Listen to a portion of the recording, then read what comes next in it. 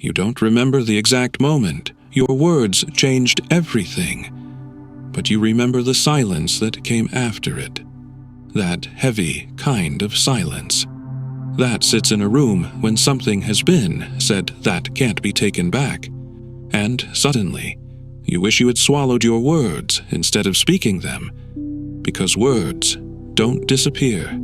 They just go somewhere and start living their own life. There are moments in life when emotions rise faster than wisdom. A small misunderstanding turns into a heated conversation. A joke goes too far. A message is typed too quickly. A reply comes out sharper than intended.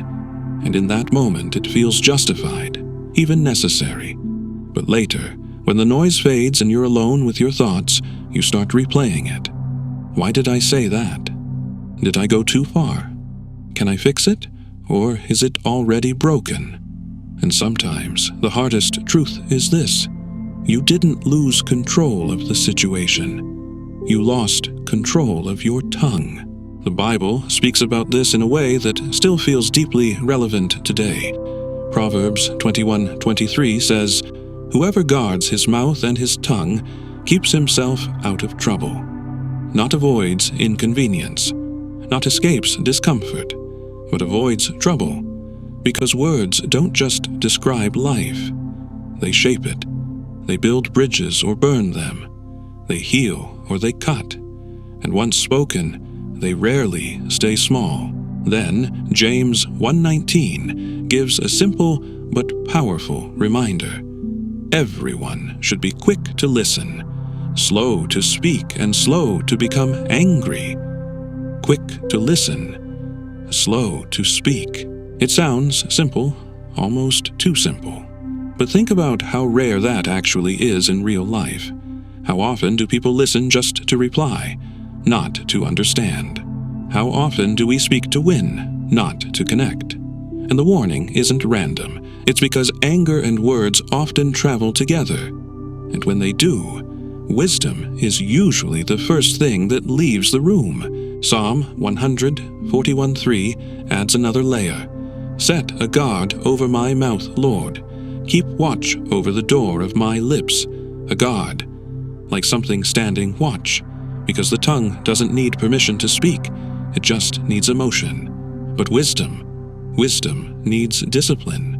So the question becomes, what is standing guard over your words when emotions rise?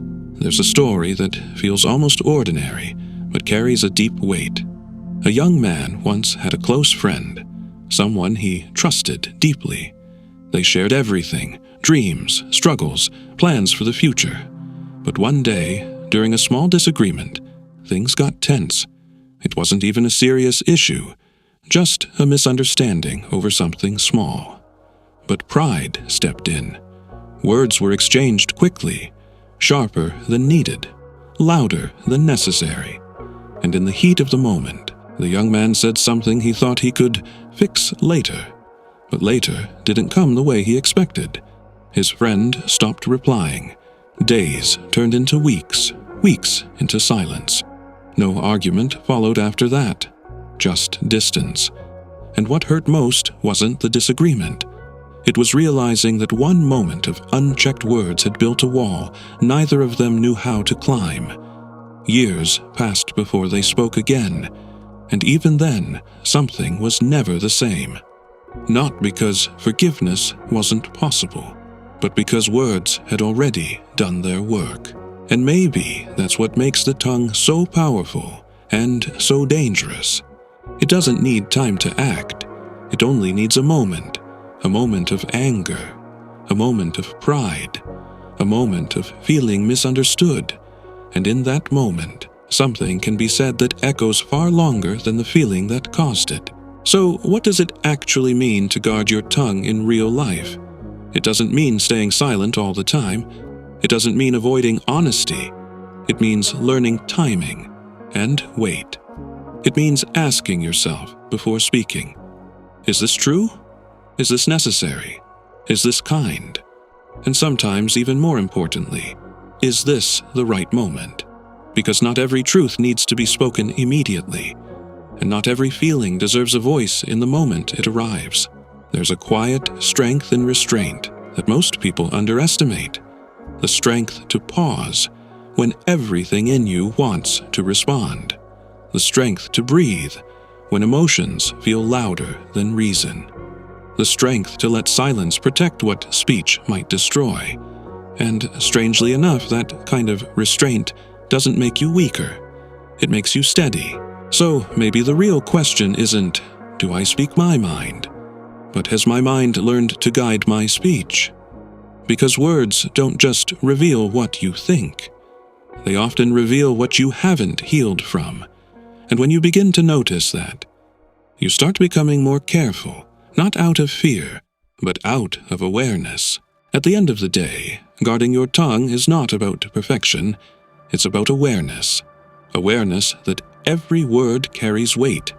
Awareness that some doors open and some close, forever based on what we say in a single moment. Awareness that peace is sometimes protected more by silence than by speech. And maybe, if you listen closely enough, life keeps teaching the same lesson in different ways. Not every battle needs your voice. Not every moment needs your reaction. And not every feeling deserves immediate expression. Because once words are released, they don't return to you, but they do return to your life.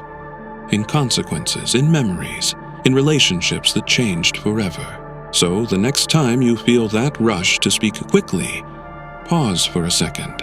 Not to suppress your voice, but to protect your future. Because sometimes the most powerful thing you can say is nothing at all.